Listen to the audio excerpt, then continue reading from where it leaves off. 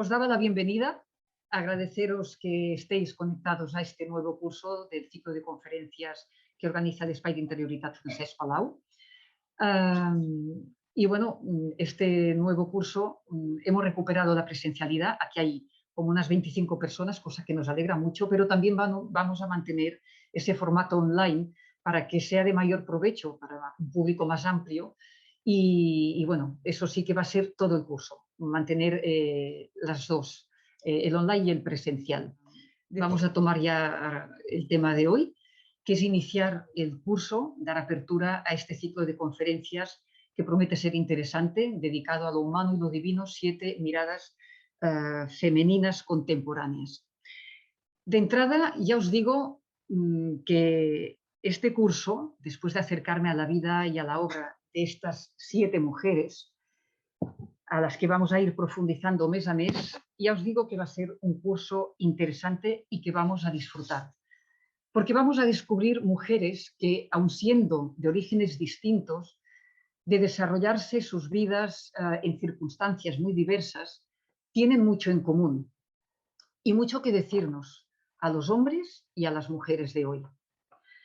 Recreando el fragmento de Teresa de Jesús que aparece en la portada del tríptico del programa, yo os animo a que vayamos a acoger los ánimos fuertes de estas 7 mujeres, porque los tiempos que vivimos nos tienen de algún modo todavía acorralados.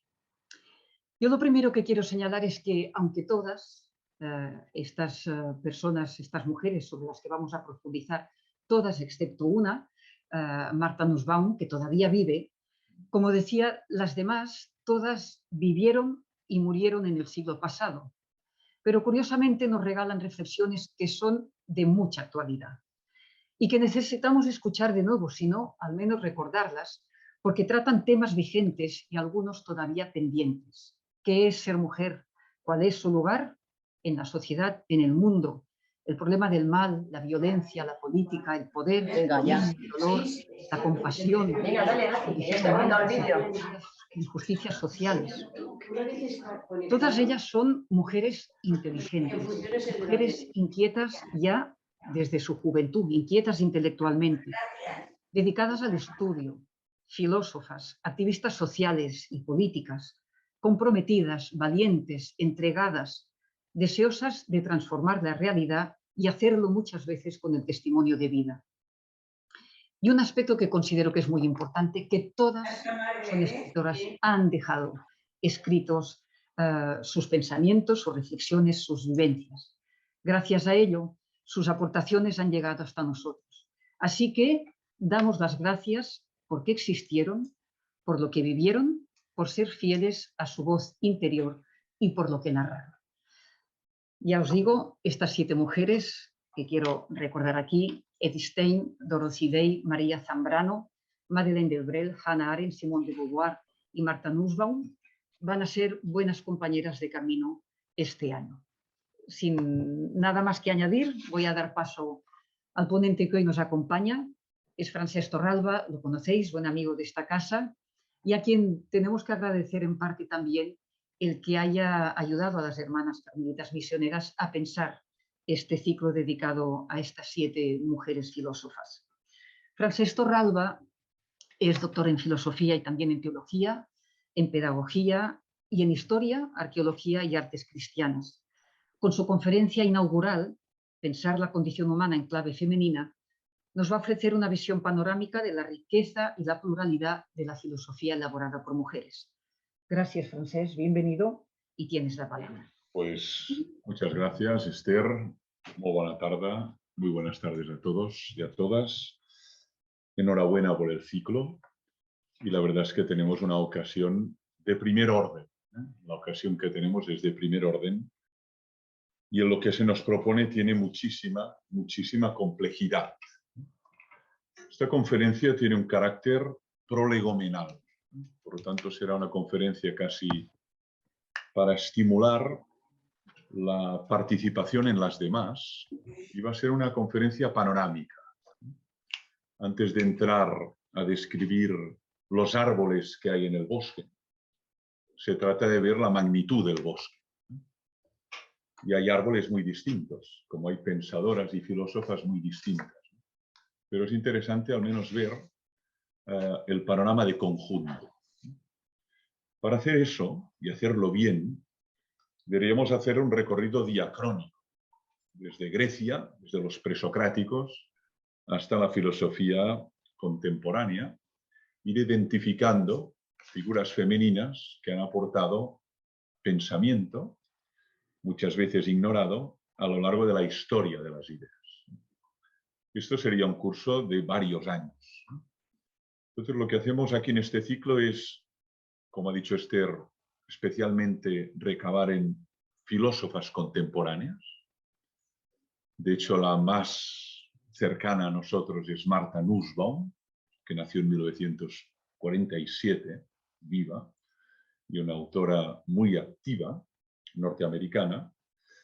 Y lo que trataremos es de exponer la esencia de sus aportaciones, para de algún modo comprender la magnitud de sus obras y lo que puede aportar a un ciudadano corriente de a pie, especialmente en nuestra sociedad. Entonces, mi perspectiva es una panorámica que se va a fundar en 10 constataciones. Voy a constatar 10 puntos de lo que es la mirada femenina sobre la condición humana. 10 puntos que miraré de ilustrar, como si fueran 10 tesis que, si tuviera tiempo, iría analizando pues una a una en posteriores sesiones, ¿no? La primera constatación es que hay una discriminación de la condición femenina, un olvido, una marginación, una ocultación, que han favorecido significativamente la cultura occidental. Una especie de actitud como de rechazo o de desdén o de consideración, de infravaloración de la aportación en el pensamiento que puede hacer la polaridad o la condición femenina. Y eso ya lo vemos desde Grecia hasta los grandes filósofos de la modernidad. Ha sido muy estudiado. Solo voy a subrayar algunos filósofos que han tenido esta actitud de desdén o de desprecio manifiesto respecto a la capacidad intelectual, la capacidad de pensar, la capacidad de filosofar de la mujer, ¿no? Lo observamos ya en Sócrates. También los grandes filósofos son esclavos de grandes prejuicios. No siempre la inteligencia es capaz de deshacer prejuicios, ¿eh?, que están en el entorno y que son asumidos de manera acrítica, ¿eh? En el Fedón, diálogo de Platón de madurez, donde se describe la inmortalidad del alma, allí hay un diálogo entre Sócrates y sus discípulos antes de beber la cicuta, por lo tanto, desde ser condenado a muerte y morir por un tribunal ateniense. Bien, Sócrates estaba casado y su mujer entraba a despedirse y a conversar con él. Y Sócrates expulsa a su mujer de este momento final de su vida. Porque aquí vamos a hablar de lo esencial y eso es ajeno a la condición femenina. Sócrates, uno de los grandes maestros de Occidente, sino junto a Jesús, el segundo gran maestro de Occidente. Pero es que además lo vemos en Aristóteles, ¿no? El tratamiento que hace Aristóteles de la condición femenina es completamente de infravaloración y de desdén, ¿no? Casi como un ser incapaz para la vida política, para la vida del gobierno de la polis, para la vida del pensamiento, para la vida de la matemática, para la vida de la ciencia, la epísteme, ¿no? Es algo que también está en la obra de unos de los más grandes pensadores de todos los tiempos, como Aristóteles, y que sigue con la misma tendencia. Si hacemos un salto en la modernidad, alguien podría pensar, bueno, la modernidad, en la medida que es una época caracterizada por la crítica de la tradición, la crítica de lo dado, también habría una crítica del prejuicio respecto a la condición femenina. Ni hablar de eso, ni hablar de eso. En el prólogo de la crítica de la razón pura, estoy hablando de 1700 81, primera edición, 1787, segunda edición, Kant, el gran Kant, dice textualmente que mejor que no intente leer este libro una mujer, porque solo puede entenderlo el genio viril, dice exactamente. Y hoy tenemos en el mundo filósofas que han hecho tesis doctorales extraordinarias sobre la crítica a la razón pura o la crítica a la razón práctica, ¿no? Es el caso, por ejemplo, pues qué sé yo, de tantas filósofas kantianas en nuestro país y fuera de nuestro país, ¿no? Pero el mismo Kant descarta que una mujer pueda entender la crítica a la razón pura. Ojo, ¿eh? Pero si seguimos recabando en filósofos ya contemporáneos, encontraríamos aforismos de Schopenhauer durísimos contra la condición femenina, casi misógenos o explícitamente misógenos, y Nietzsche, por ejemplo. Por tanto, sin ánimo de prolongarme en este primer punto o constatación, es que incluso los genios más geniales que dedicamos nuestras vidas a estudiarlos y a explicarlos han sido esclavos del prejuicio respecto si la condición femenina es apta o capaz de filosofar o de pensar o de aportar reflexión filosófica. Aún así, o a pesar de eso, en todas las etapas de la historia de la filosofía encontramos figuras femeninas que a pesar del contexto, a pesar de un entorno hostil, a pesar de la exclusión de la vida académica, te encuentras con figuras que, contra viento y marea, por lo tanto con un gran espíritu de resiliencia, se abren camino. Serían pues, desde Hipatia de Alejandría, para poner un ejemplo solo del mundo griego y romano, hasta Hildegarda de Bingen, para citar un ejemplo mucho más conocido, de la Edad Media, ¿no? O dentro del mundo ya moderno, deberíamos citar, por supuesto, a Santa Teresa de Jesús, pero ya en el mundo contemporáneo es donde hay la verdadera eclosión del pensamiento femenino y de su aportación en el patrimonio cultural. Aquí sí que hay una enorme acumulación de figuras geniales, que son las que yo humildemente he tratado de leer, aprender y citar en muchos de mis libros, ¿no? Estoy hablando de Simone Weil, estoy hablando de María Zambrano, estoy hablando de Hannah Arendt, estoy hablando de Edith Stein, estoy hablando de Simone de Beauvoir, figuras que forman parte del patrimonio filosófico del siglo XX. Por lo tanto, a pesar del sesgo, a pesar de la discriminación, sí que se puede hablar de una mirada femenina sobre la condición humana que tiene un hilo conductor desde Grecia, Roma, hasta el siglo XXI. Aún así, cuando uno se adentra en estas figuras y ve el tratamiento que se ha hecho de muchas de ellas en manuales, se las presenta por referencia a un filósofo. Simone de Beauvoir, la compañera sentimental de Jean-Paul Sartre. Bueno, y algo más, ¿no? No, es la compañera sentimental de Jean-Paul Sartre. Ah, bueno. Edith Stein, discípula de Edmund Husserl y asistente personal de Edmund Husserl. Ya, pero también tiene pensamiento propio, ¿no? Hannah Arendt, discípula de Martin Heidegger y amante de Martin Heidegger. Ya, pero tiene pensamiento propio también, ¿no? Lou Andrea Salomé, sí, amante o fascinada por Nietzsche, fascinada por Rilke, fascinada por Freud. Ya, pero tiene una obra contemporánea también, ¿no? Es decir, incluso entre las contemporáneas en el tratamiento manualístico se tiende a resaltar como si fuera la prolongación o la extensión, el epígono o el prólogo, la nota a pie de página de un gran filósofo contemporáneo. Incluso María Zambrano es raro que no aparezca como una discípula de José Ortega y Gasset y no como una filósofa que tiene pensamiento propio, identidad propia y que no es una prolongación de un filósofo anterior. Primera constatación. Segunda constatación, este olvido o esta marginación ha representado un empobrecimiento extraordinario a la hora de pensar la condición humana. Porque la condición humana, cuando es unilateralmente pensada por hombres, pues aporta una perspectiva, pero se olvida de otra. Y eso es muy patente. Una de las materias que yo imparto en la universidad es antropología filosófica. Y uno observa que el tratamiento de la cuestión de la corporeidad o de la cuestión de la emotividad o de la cuestión de, ya no hablemos de la maternidad, de la paternidad, es muy diferente el modo como se aborda esta cuestión desde una experiencia u otra, ¿no? Pongo un ejemplo, paternidad, maternidad, un ejemplo muy concreto, ¿no? ¿Qué filósofo puede hablar desde la experiencia personal de algo como la maternidad, la gestación, el parto, el proceso de amamantar? Ninguno. En sentido estricto, ninguno debería hablar de eso. Sí, como dice Santa Teresa de Jesús, para hablar con autoridad uno tiene que partir de la experiencia vivida.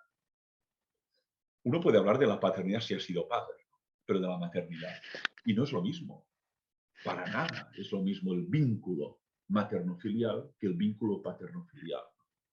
Entonces, este olvido o esta marginación tiene consecuencias a la hora de abordar la condición humana, porque hay una perspectiva unilateral. Los que nos ubicamos en el perspectivismo consideramos que para describir bien un objeto o un sujeto es fundamental sumar perspectivas, porque entonces lo ves desde distintos ángulos y ningún ángulo es total, sino que tiene su campo de visión. Mi ángulo de visión es distinto del de ustedes que me están viendo. Si tuviéramos que describir esta aula, no podríamos fijarnos únicamente de mi ángulo de visión. Sería importante el ángulo de visión de alguien que está lateral o está simplemente aéreo, y entonces podríamos describir el objeto con más exhaustividad. Pues bien, eso explica por qué hay grandes carencias en la descripción de la condición humana, al menos hasta el siglo XX. A la hora de abordar cuestiones como filiación, fraternidad, maternidad, cuestiones verdaderamente que no fueron tratadas, ¿no? Incluso en algunas no aparece ni la condición sexuada. Julián Marías, que tiene una antropología muy interesante, que titula Antropología Metafísica, uno de los rasgos que caracteriza es que el ser humano es un ser sexuado, ¿no? Ya, pero ¿cuántas antropologías ni siquiera contemplan esta realidad? Pero bueno, ¿cómo puede carecer de una realidad que, por otro lado, es tan manifiesta en la condición humana? O describir al ser mujer como un hombre amputado, o como un hombre menor, o como un hombre en potencia, pero no como un hombre en plenitud de condiciones. La segunda constatación es simplemente que este olvido tiene como consecuencias una mirada pobre sobre la condición humana, que afortunadamente en el siglo XX ha sido muy sustantivamente corregida, especialmente por autoras que han hecho de su obra una meditación sobre la condición humana. Cito dos. Por ejemplo, la obra de Hannah Arendt, tendrán ocasión de reflexionar sobre ella, La condición humana, la publicó en Estados Unidos después de exiliarse de Europa por su condición judía y por causa de la persecución que el nacionalsocialismo tuvo con respecto a las personas judías, ¿no? Y estando en Estados Unidos publicó The Human Condition, la condición humana, una obra de antropología filosófica de primer orden, ¿no? O la obra de Edith Stein, La estructura de la persona humana, que es una obra muy anterior, es del año 1932, La estructura de la persona humana. Aquí tenemos dos textos que podrían ocupar, pero prolongadamente, un curso de doctorado. Yo lo he hecho con La estructura de la persona humana, y que uno permite ahondar muy a fondo en lo que somos, en la respuesta a la pregunta quid ergo sum, aquella pregunta que San Agustín se formula en las confesiones, ¿no? ¿Quién soy yo? Dios mío, ¿cuál es mi naturaleza? La tercera constatación es la pluralidad de ismos dentro de la filosofía femenina también. A veces la pensamos como un bloque compacto. Para nada. Hay una gran pluralidad también de aportaciones, de críticas mutuas, de tal modo que estas filósofas también pertenecen a ismos o corrientes de pensamiento distintas y a veces incluso contrapuestas, ¿no? como ocurre también con la filosofía que han elaborado hombres a lo largo de la historia. Lo digo porque muchas veces se describe como un bloque, ¿no? Hay que distinguir entre la filosofía feminista, que reivindica unos derechos y que reivindica un lugar en la mujer en ámbitos donde históricamente ha sido olvidada, ninguneada, ovejada o humillada, de la filosofía femenina que se dice en plural. También el feminismo se dice en plural, porque hay modalidades, grados, actitudes distintas, ¿no? Desde un feminismo beligerante, incluso con cierto deje de resentimiento, explicable, pero resentimiento, contra, naturalmente, la actitud machista, hasta un feminismo que no se plantea desde estos términos, pero sí que reivindica la dignidad, el lugar y los derechos de la condición femenina en el mundo en igualdad de condiciones, ¿no? Pero la filosofía femenina, tercera constitución, se dice de muchas maneras. Pongo ejemplos, ¿no? Hay filósofas, y lo verán a lo largo de este curso, que ubicamos dentro de lo que se denominó el existencialismo. Es el caso de Simone de Beauvoir. Algunas de sus obras, la más conocidas, El segundo sexo, de acuerdo, pero tiene obras, novelas, que tienen que ver con las tesis fundamentales del existencialismo. Y no es simplemente una nota a pie de página o una variación sobre el mismo tema de Sartre o de Albert Camus. No, hay un existencialismo singular, sui generis, el de Simone de Beauvoir, ¿no? Pero es existencialismo, ¿no? Porque el centro de gravedad de su pensamiento es la existencia humana, ¿no? La existencia humana, la angustia, la libertad, el compromiso, el sentido de la vida, y por tanto toca temas que están en Jaspers, que están en Sartre, que están en Camus, que están en los grandes filósofos existencialistas, ¿no? Qué error plantearla como la compañera sentimental de Sartre, única y exclusivamente, ¿no? O para poner como ejemplo la fenomenología. Bueno, el padre de la fenomenología ciertamente es Husserl, pero la fenomenología dio paso a una gran pluralidad de pensadores, y pensadores, entre ellas Edith Stein, ¿no? Que fue probablemente la fenomenóloga más fiel a Husserl, ¿no? Pero junto con ella había otras fenomenólogas, ¿no? Como Konrad Martius, ¿no? Es decir, pertenece a un tipo de pensamiento distinto, aunque también del siglo XX, ¿no? Corriente fenomenológica, ¿no? O el marxismo heterodoxo, marxismo canónico. Piensen en Simone Weil, ¿no? Es difícil calificarla, primero porque su obra es muy fragmentaria, luego porque tuvo una vida muy corta, 34 años de edad. En gran parte se podría calificar de una obra de inspiración marxiana, cuidado, pero también es muy crítica con el marxismo, leninismo, con el marxismo estatalista, pero lo que hay en ella es una defensa, digamos, muy enfática de los derechos de los trabajadores y una capacidad de comprometerse hasta perder la salud por el derecho de las personas que trabajan en condiciones muchas veces infrahumanas, ¿no? El existencialismo, el raciovitalismo, María Zambrano, ¿no? Y luego dentro del feminismo ciertamente hay grados, tipologías, acentos distintos, ¿no? Tampoco es un bloque común, ¿no? Por eso yo creo que hay que hablar de feminismos en plural, como hay que hablar en plural de teologías de la migración, como hay que hablar en plural de existencialismos, porque si no, al final se tiende a simplificar y a perder la complejidad del bosque. Dices, cuidado que no todos son robles. Aquí hay un roble, pero aquí hay un pino, y no es lo mismo que son árboles. Por eso primero hay que ver el bosque en su complejidad. Hay una cuarta constatación, y entro ya en materia más de condición humana, ¿no? Los temas. Lo decía Esther en la presentación. Tampoco es monotemática la filosofía elaborada desde la condición femenina, sino que es pluritemática. Tenemos desde filósofas que tocan aspectos místicos, Edith Stein, a filósofas que tocan aspectos muy humanos, muy mundanos, muy terrenales, que tienen que ver con la condición de los obreros en una fábrica. o los mecanismos de opresión que hay en el mundo. Tanto también sería un error verla como monotemática. Lo mismo ocurre en la filosofía elaborada por la condición masculina, ¿no? Hay filósofos que se focalizan en un tema y hay otros que ese tema ni siquiera le dedican una línea en su obra. Ahora, hay algo en común, que es la meditación sobre la condición humana. Es decir, en las filósofas que van a ver, y en otras que no están presentadas en el curso, pero que podrían ser objeto de otro ciclo, la condición humana es un tema común, un lugar común. ¿Qué somos? ¿Qué nos hace singulares? ¿Qué lugar ocupamos en el cosmos? ¿Qué podemos esperar de nosotros mismos?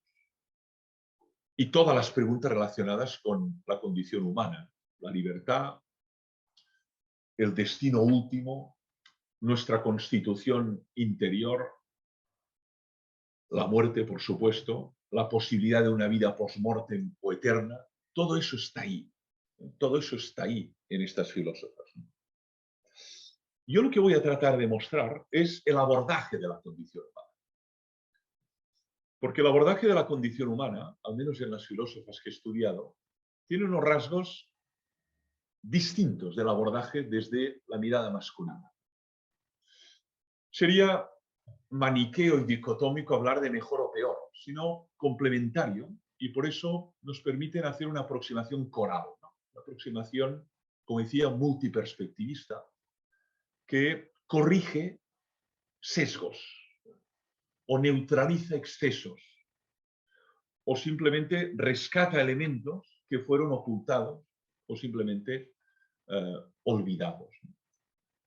Pongo un ejemplo, número 1, ¿no? En esta constatación de que la filosofía femenina es pluritemática y presenta un abordaje que tiene una singularidad. El abordaje de la condición corpórea del ser humano, o corporal, o carnal, dependerá de la nomenclatura de cada filósofo. Por ejemplo, Stein distingue Körper de Leiblichkeit. Körper es cuerpo, Leiblichkeit lo traducimos como corporeidad. Ya, ¿y cuál es la diferencia? Mucha. Un cuerpo es una realidad material, inexpresiva, que tiene un peso y que es atraída por la ley de la gravitación universal. Un muslo de pollo encima del mostrador en una carnicería, eso es un cuerpo.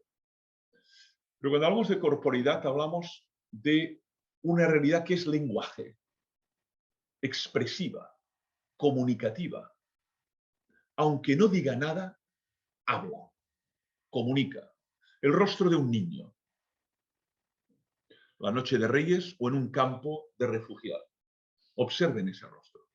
Eso no es un cuerpo, eso es una corporeidad. Y Stein hace esta distinción en la obra que he citado, ¿no? La estructura de la persona humana, que fue del año 32. Luego en el 32 publicó Antropología Teológica, tenía que dictar un curso, pero las autoridades del nacionalsocialismo se lo prohibieron por su condición judía. Aún así lo elaboró y lo tenemos publicado, Antropología Teológica, ¿no? Pero ya no lo dictó, ya no tuvo la posibilidad de dictarlo porque fue excluida, como tantos maestros, profesores, maestras y profesores judíos, de las instituciones académicas superiores, universidades, centros de investigación. Bien, el caso es que pongo el foco en la corporeidad. Eso también lo vemos en Weil y lo vemos también en Arendt. El análisis de la corporeidad como lenguaje y como una realidad que para comprender la totalidad del ser humano no puede ser olvidada. A lo largo de la filosofía occidental se han hecho antropologías casi sin cuerpo. O el cuerpo como un elemento accidentalmente unido, casi diría adventicio, pero no algo que define nuestra singularidad y nuestro ser en el mundo. De hecho, es todo lo que critica Stein a Heidegger. Martin Heidegger en 1927 publica Ser y Tiempo, la obra clave de Martin Heidegger. Sein und Zeit, 1927. Por cierto, lo dedica a Edmund Husserl, que también fue su maestro, primera edición. Y Stein en el 32 publica Ser finito y ser, 36, Ser finito y ser eterno. Y hay un apéndice de casi 100 páginas criticando Ser y tiempo de Heidegger. Porque Ser y tiempo de Heidegger es una antropología filosófica, también, no únicamente, pero también. Pero el cuerpo, ¿dónde está? La corporeidad, ¿dónde está? La condición sexual, ¿a dónde está? Prácticamente ausente. Y eso le critica. ¿Cómo se puede hacer una antropología de un ser que es una realidad encarnada? Que no es una realidad desencarnada o un espíritu puro, sino que es una realidad que está instalada en una corporeidad. Y a través de ella se expresa, se mueve, se comunica, da a conocer su mundo interior. A través de los intersticios de la corporeidad, el lenguaje bucal, los ojos, las manos y, por supuesto, la palabra. Das Wort, la palabra. El gran modo de comunicar lo que tenemos en nuestros adentros, ¿no? La palabra. Potentísima, valiosísima. Recuerden la definición de Aristóteles, ¿no? El ser humano es el animal dotado de logos, palabra, ¿no? Ya, pero también de cuerpo. Entonces, me interesa mucho este abordaje, ¿no? Yo me pregunto por qué tantos antropólogos a la hora de pensar la condición humana se han olvidado del cuerpo o le han infravalorado casi como una carga, como un peso. Lo esencial es el alma, el cuerpo, pues bueno, como una especie de fardo que llevamos encima. En cambio, las filósofas que han pensado la condición humana han prestado mucha atención a la corporeidad porque dice mucho de lo que uno tiene dentro de sí, y especialmente el rostro. El rostro como la parte más significativa de la corporeidad humana, la más semánticamente potente por los contenidos que expresamos a través de un rostro. Es probable que la raíz de esta razón sea la misma experiencia de la corporeidad que tiene la mujer respecto al hombre. No solo la experiencia de la maternidad, sino la experiencia del ciclo menstrual. Puede ser que, bueno, ¿cómo voy a hablar de la condición humana olvidándome de la corporeidad si es algo que forma parte intrínseca de mi ser? Para bien o para mal, pero forma parte intrínseca de mi ser. Pero hay un abordaje distinto. Hay un abordaje distinto de las necesidades corporales, de las posibilidades corporales, del cuerpo como lenguaje, como símbolo, del cuerpo como mecanismo de comunicación, de expresión de nuestros afectos. Y por eso se reflexiona mucho sobre elementos como el abrazo, como la caricia, como el beso. Quizá la salvedad aquí entre los filósofos contemporáneos es Emmanuel Levinas y toda su reflexión sobre el rostro. Y que el rostro llama, ¿no? Dice en francés, dice le visage appelle, ¿no? El rostro nos llama, nos interpela, ¿no? Bueno, pues esto está muy presente en el abordaje de la condición femenina, de la condición humana, desde al menos estas tres filósofas contemporáneas. Hay una quinta constatación, que es el abordaje de lo emocional. También hay muchas antropologías filosóficas donde, sobre todo, se define al ser humano como un ser pensante. Zoon, logikon, ejon, ¿no? El animal que tiene logos. Logos es palabra y es pensamiento, ¿no? Ya, pero también se emociona, ¿no? También llora, ¿no? También siente alegría, pena, desazón, nostalgia, desesperación. Dentro de la filosofía masculina, quienes han abordado más a fondo el aspecto emocional son los filósofos anglosajones. Curiosamente, ¿no? Hume, Hutcheson, Shaftesbury, ¿no? Grandísimos textos sobre nuestros afectos, emociones, pasiones del alma, decía Descartes. Bien. Pero en la filosofía femenina, la mirada femenina no se olvida de la dimensión emotiva. Para nada. Tampoco de la dimensión, digamos, que tiene que ver con la vida mental, ¿no? Con el flujo de ideas, ¿no? Con el ser como un ser dotado y capaz de pensar y sentir, ¿no? Stein dice, denken und fühlen, pensar y sentir, ¿no? Y de hecho, su tesis doctoral la dedicó a la empatía. 1916 la defiende, 17 se publica bajo la dirección de Edmund Husserl, su director de la tesis doctoral. Imagínate tener a Husserl como director de la tesis. Impresionante, ¿no? Pues lo dedica a la empatía, Einfühlung, ¿no? Eso es significativo, ¿no? De hecho, hablamos muy frecuentemente de la empatía y cuando uno observa quiénes escriben sobre empatía, sobre todo son mujeres. Sobre todo son mujeres. Por lo tanto, el abordaje de la condición humana, si se olvida el cuerpo y te olvidas de la vida emocional, al final describirá al ser humano aquello que dice Pascal, el gran Pascal en los pensamientos, digo, el ser humano es una caña que piensa. Caña pensante, dice. Una caña es, por un lado, muy frágil, es esbelta, es frágil, está vacía. Y es tan frágil que un niño la rompe, una caña. Pero piensa, pero es una caña, ¿eh? Lo que pasa es que piensa. Ya, pero también siente, ¿eh?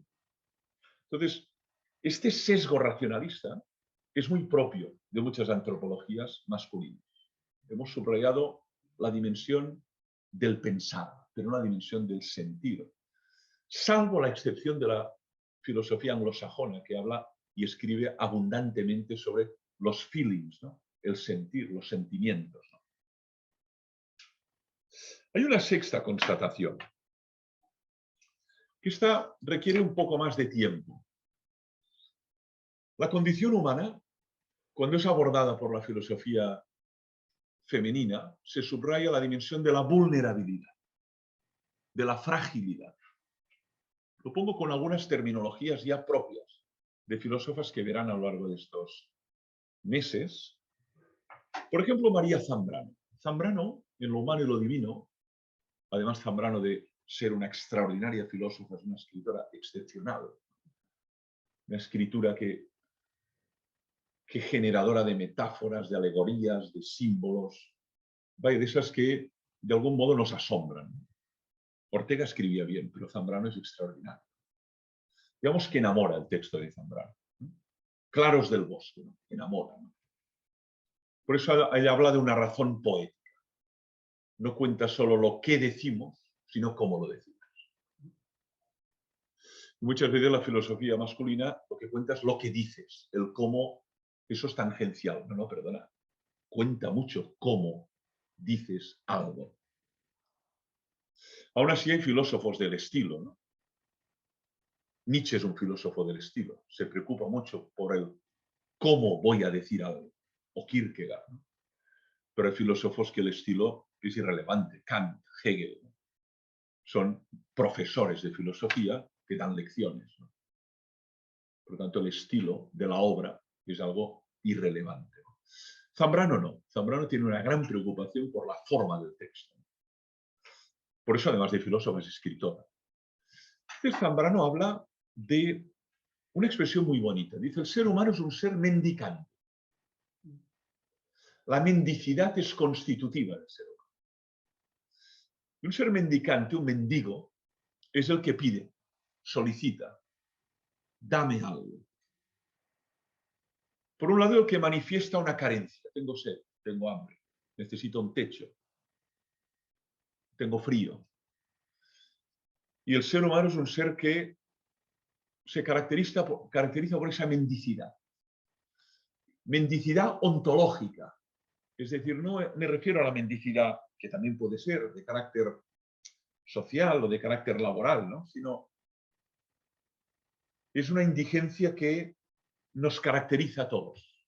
Lo que pasa es que algunos seres humanos pueden paliarla por sí mismos y otros, por las circunstancias históricas, por el desarrollo evolutivo, por ser un niño, no pueden desarrollar la resolución de esa carencia y esperan que alguien resuelva esa carencia.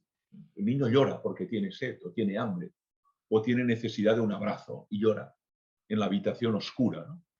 Es un ser mendicante. Lo pongo con otro ejemplo de otra autora viva, la hemos tenido en Barcelona varias veces, y además muy actual y muy renombrada, que es Judith Butler. Judith Butler. Ella habla de la precariedad. El ser precario, en un libro extraordinario que tienen que leer, que es Vidas precarias, Precarious Life, vidas precarias. Nuestras vidas son precarias. Y lo precario significa, bueno, algo que no es consistente y que puede quebrarse, puede romperse, ¿no? Cuando hablamos de jóvenes precarios, significa, bueno, de momento sí, pero no hay garantías de que tengas trabajo, de que puedas pagar la hipoteca, tu vida es precaria. Pues él habla de que somos seres precarios, a diferencia de lo que sería un ser autosuficiente, que tiene respuesta a todas sus necesidades y que es casi como un dios. No, nosotros somos precarios. O, para poner otra expresión de Simone Weil, un ser de necesidades, dice Weil. De hecho, Weil tiene una pirámide de necesidades, 14 necesidades, que para mí son sumamente interesantes. Muchas veces citamos la pirámide de Maslow, pirámide de las necesidades de Maslow, ¿no? Pero en cambio, Weil tiene una pirámide de necesidades, 14. Yo la cité, perdón, en autorreferencia, en un libro ya muy antiguo que escribí en Chile, Antropología del Cuidar, precisamente en una estadía allí, y dije, esto es, pero clavado para entender el cuerpo de necesidades que tiene el ser humano.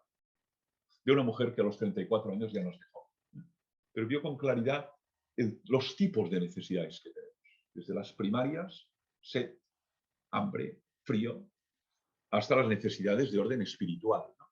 La necesidad de sentido, que mi vida tenga algún sentido, ¿no? Que no sea un absurdo, ¿no? Pues un ser necesitado. ¿Por qué subrayo eso? ¿Y por qué la vulnerabilidad, la fragilidad, la precariedad es tan común en estas antropologías?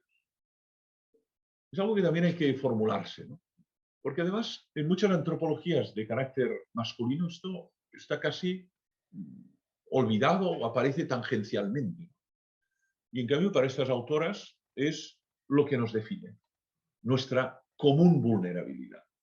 Somos seres que podemos ser heridos y que de hecho nos hieren, ¿eh? Y a veces nos herimos nosotros a nosotros mismos, ¿no? Pero en cualquier caso, la herida es una posibilidad fáctica en la vida humana. Por tanto, la vulnerabilidad, lo emocional, la corporeidad. Hay una séptima tesis, que es esta mirada femenina aporta categorías nuevas en el pensamiento. Y voy a citar una que me parece muy relevante. ¿Qué significa categorías nuevas? Significa ideas, conceptos que no habían sido contemplados. Es el caso de Hannah Arendt con la categoría natalidad. Heidegger define al ser humano como un ser para la muerte. Y eso ha sido hasta la saciedad repetido. Sein zum Tode, un ser para la muerte. Zum significa orientado a la muerte. Ser y tiempo, 1927. Ya.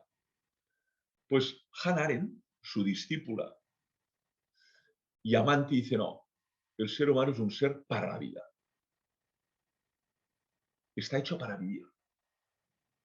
Su vocación interior es para vivir. Y para hacer nacer algo nuevo. Dar a luz algo nuevo y único. Esto es impresionante, ¿no?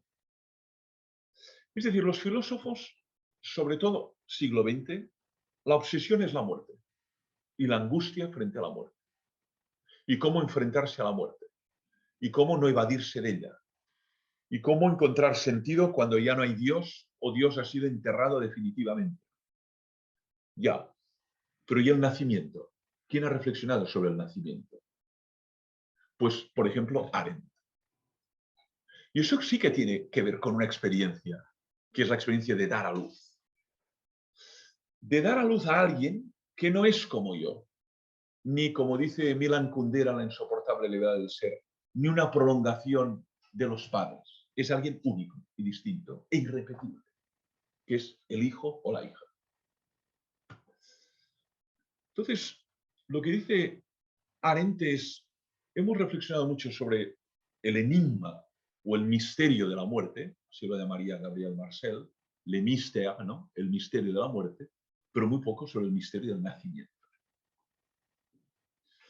Y dice, el ser humano está llamado a dar a luz, a hacer nacer algo nuevo.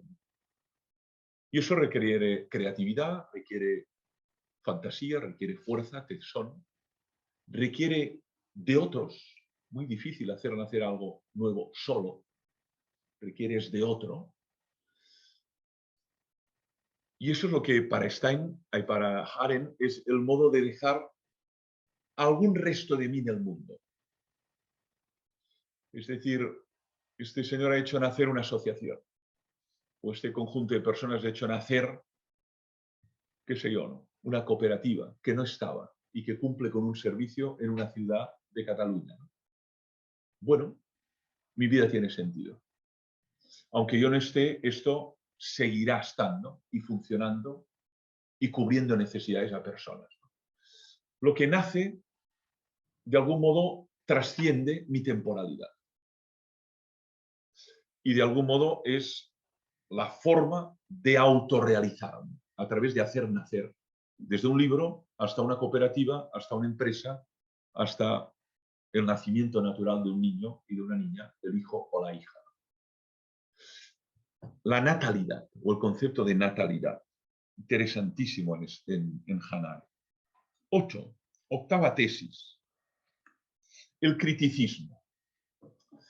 A veces pensamos que el criticismo es una aportación exclusivamente masculina. Es verdad, Kant, la filosofía crítica. Es decir, poner en tela de juicio lo que nos ha sido dado, lo que nos ha sido formulado como verdad. En todos los campos, ¿no? Eso es ya el discurso del método, principio de la filosofía moderna, Descartes, siglo XVII, pero esto se radicaliza con los denominados maestros de la sospecha. Nietzsche, Freud, Marx, así denominados por Paul Ricoeur, ¿no? Ya, pero es que la filosofía femenina también es muy crítica. Y no solo crítica respecto a la cultura patriarcal, esto es obvio, lo sabemos, evidente, y por razones históricas claras, ¿no? Lean, por ejemplo, la crítica a la razón patriarcal de Celia Amorós, filósofa española, ¿no? Pero esto es evidente y hay razones de peso para hacerlo. Pero no solo eso, sino que hay una crítica también de los grandes filósofos.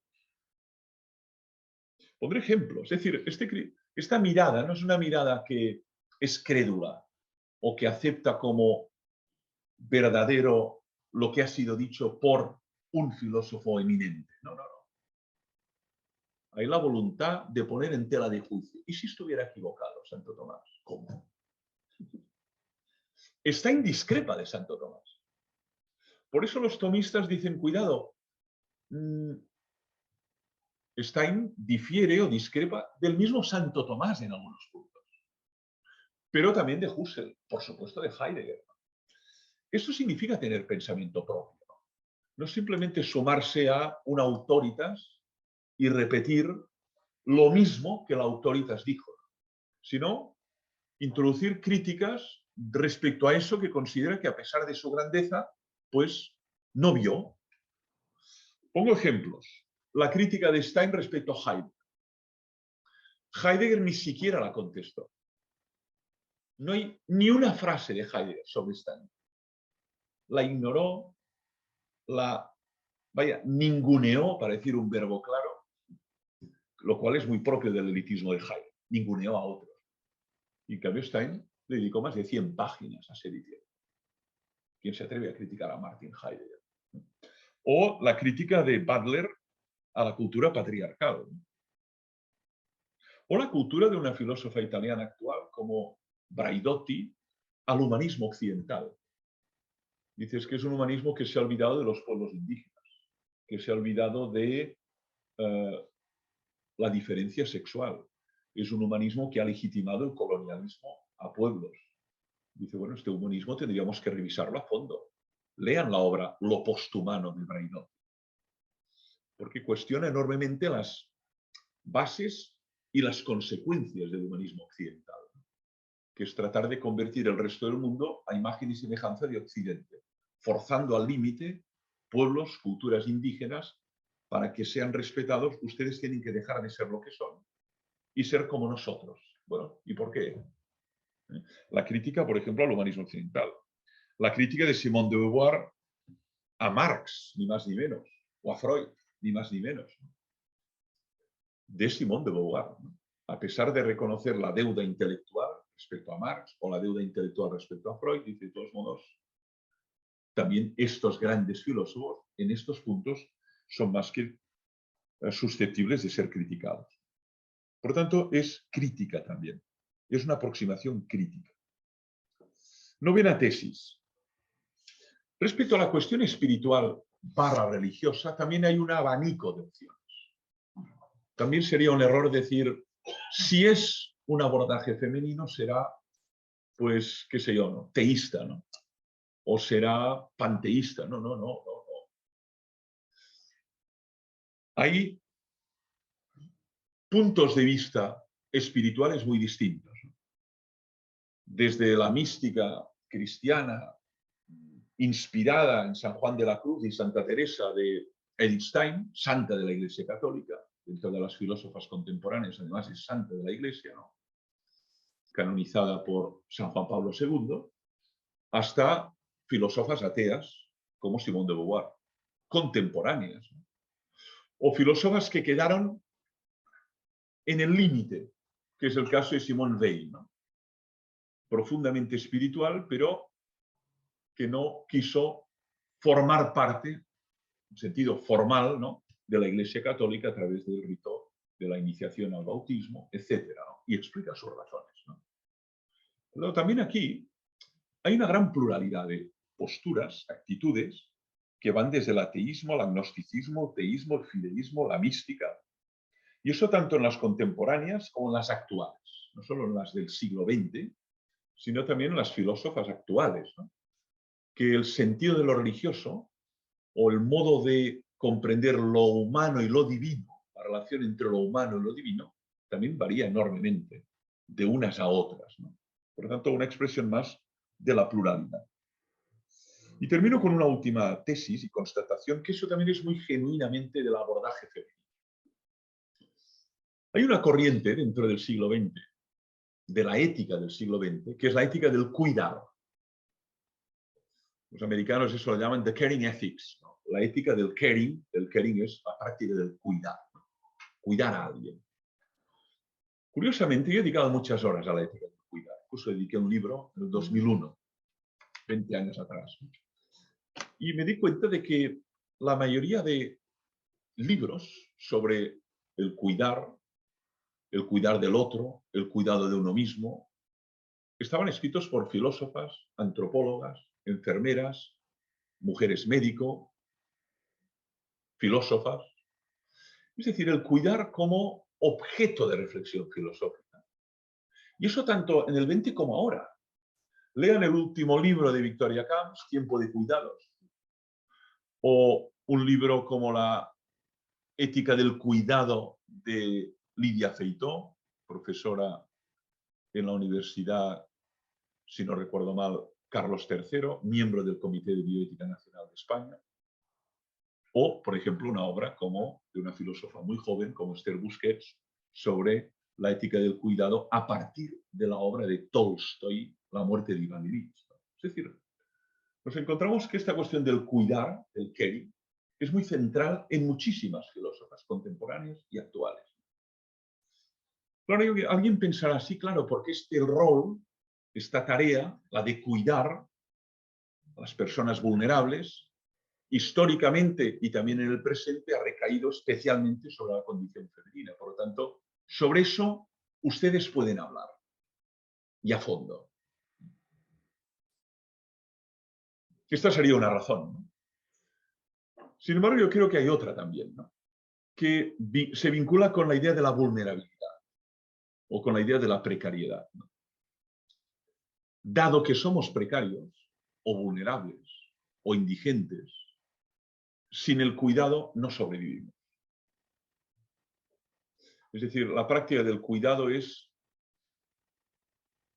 condición sine qua non para seguir siendo en el mundo. Eso ya está en Heidegger, es verdad. Esto está en Ser y Tiempo de Heidegger.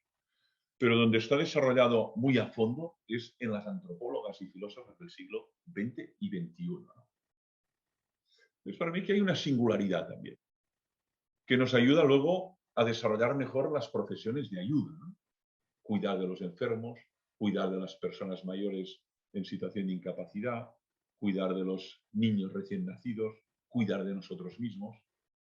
Eso explicaría toda esta emergencia del cuidado en contexto especialmente de incertidumbre, como ha pasado con la pandemia, y este valor ha sido extraordinariamente cotizado. Cuídate, cuida, no te olvides de los cuidados porque nos podemos romper. Somos precarios, somos frágiles. Bien, era un panorama. Termino ya, ¿no? En cualquier caso, lo que quería indicar es que este olvido, yo creo que en el siglo XX se produce una transformación radical que abre horizontes muy nuevos en el abordaje de la condición humana. Sigue siendo la misma reflexión. Reflexionamos sobre la condición humana, pero claro, hay miradas distintas, ángulos distintos. Y yo creo que eso mejora, complementa significativamente el abordaje histórico sobre la condición humana. Por eso, para mí es una enorme satisfacción ver que tanto en los manuales de bachillerato como incluso en las facultades de filosofía ya empieza a haber esta perspectiva. Cuidado, con grandes dificultades, a veces incluso reticencias, ¿no? Pero mi experiencia personal me ayuda a verlo con optimismo, ¿no? Yo durante 5 años, en todos los 5 años, no oí hablar ni de una filósofa. 85, 90, ninguna. La facultad de filosofía, ninguna. Cero. En los 2 años de doctorado no oí hablar de ninguna filósofa. Cero. Bueno, de manera autodidacta me interesé. Y luego casi por azar y por casualidades de la vida, ¿no? Eso creo que es un sesgo de difícil repetición. Aún así, si uno pregunta a un licenciado no, pero un bachiller que ha acabado un curso de filosofía, podría ser que en su libro de texto hubiera solo 1 o 2. ¿No? En una gran prolongación de nombres masculinos, ¿no? Pero mi optimismo es que nos hemos dado cuenta que este abordaje es muy unilateral y pobre, ¿no? Por lo tanto, hay que ampliar el horizonte y hay que incorporar este verbo, esta perspectiva, esta mirada y este diálogo, ¿no? Para comprender mejor nuestra condición, lo que somos. Gracias por la atención. Bueno, Francesc, yo creo que ha sido extraordinaria esta aportación. Gracias. Y sobre todo que, bueno, tú decías ahora al final, ¿no? 5 años de carrera, 2 de doctorado, sin haber oído hablar de una mujer. Y, bueno, por inquietudes propias buscas esta aportación. Es de agradecer que haya sido un hombre, creo yo, un filósofo, que nos haya dado esta mirada, estos 10 puntos que creo que han abierto muchas inquietudes a todos los que te hemos escuchado, la verdad, porque si a mí me pareció en ese acercamiento a estas 7 mujeres que vamos a estudiar, después de haber escuchado a Francesc, me parece todavía mucho más interesante lo que vamos a vivir en este curso. Francesc, ahora es una pregunta muy personal, aunque ahora empiezo yo, pero tanto los asistentes aquí presentes como los que estáis conectados podéis presentar, bueno, poner alguna pregunta si queréis en el chat. Pero yo te quería preguntar, ¿qué es lo que te motivó a ti a buscar, o te extrañó la no presencia de mujeres filósofas? ¿Por qué empezaste? Porque realmente este panorama que nos has expuesto, dices, ¿cómo es posible que otros filósofos antes no hayan hecho esta reflexión? Bueno, es buena pregunta, ¿no? No me lo he planteado que me motivó. En cualquier caso, era la extrañeza, ¿no? Decir, pero bueno, ¿cómo es posible, no? Hemos hecho cursos sobre Descartes, sobre Kant, sobre Hume, sobre Platón, sobre Santo Tomás, sobre San Agustín, sobre San Buenaventura, sobre Marcel, sobre Heidegger, sobre Marx, sobre Freud, sobre Nietzsche, pero no hay nadie. Nadie. Entonces también tuve la suerte de encontrarme pues, con profesores y escritores que desde otros ángulos, no te olvides de leer, ¿no? En aquel momento tampoco estaban traducidas, ¿no? Piensen en Stein, que es de todas es las que conozco mejor, ¿no? Dediqué la tesis doctoral en pedagogía al concepto de Bildung, ¿eh? De formación en Stein. Claro, hasta prácticamente la beatificación, prácticamente todo era en alemán. Pero esto limita mucho, ¿no? Después de la canonización, ya después de la beatificación, empezaron las traducciones, ¿no? Por cierto, en español por Francisco Javier Sancho, que será el último en tener una conversación con él y merece la pena escucharlo. Carmelita en Ávila y director de la Universidad de la Mística en Ávila, y el traductor íntegro de los 5 volúmenes, ¿no? De Edith Stein. Algunos volúmenes son de 800 páginas. Es un trabajo, pero siempre que le veo casi me arrodillo delante de Sancho, ¿no? Porque dice, has abierto Stein a todo el mundo hispanoamericano. ¿Te parece poco?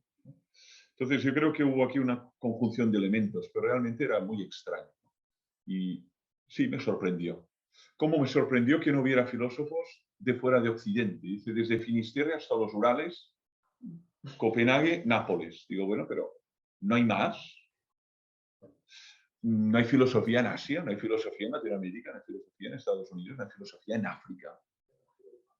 Entonces, claro, este olvido, ¿no?, de otros continentes, de otras tradiciones, también es persistente, ¿eh? Tuve un profesor, amigo, que hizo la tesis doctoral sobre filosofía africana, que es una filosofía oral, sin texto, ¿no? Bueno, las dificultades que tuvo para poderla defender en una universidad en Barcelona, ¿no? Porque había una actitud de superioridad, ¿no? Bueno, esto no es filosofía, por el amor de Dios. Cuidado, ¿no?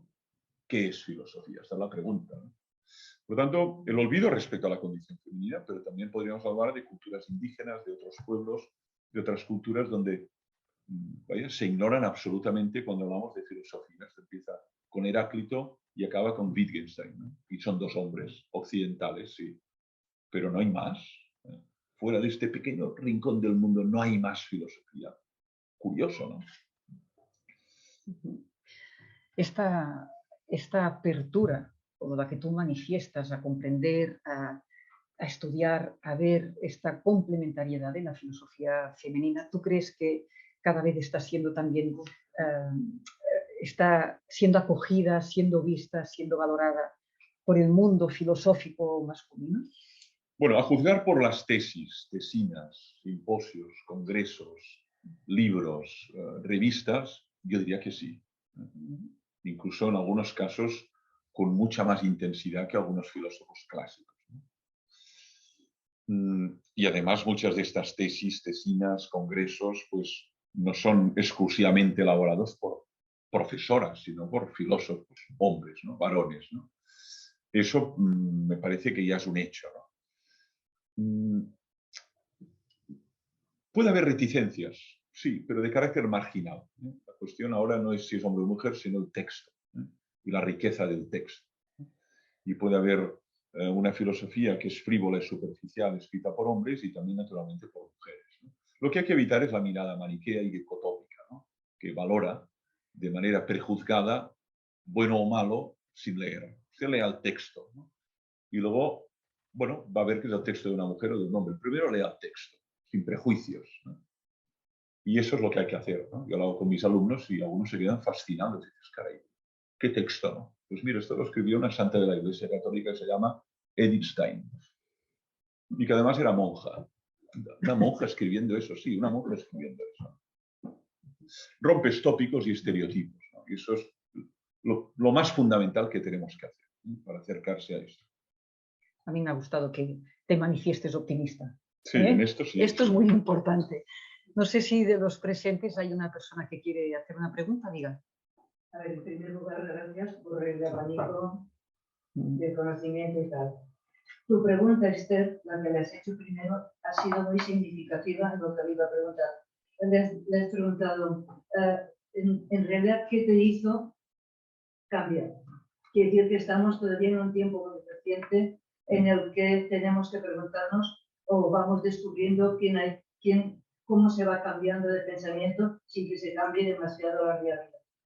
Entonces mi pregunta, además de disfrutar del contenido era de cuándo vamos a dejar de seguir hablando sencillamente de lo que dicen y de lo que piensan todas estas mujeres para que realmente cambien las cosas.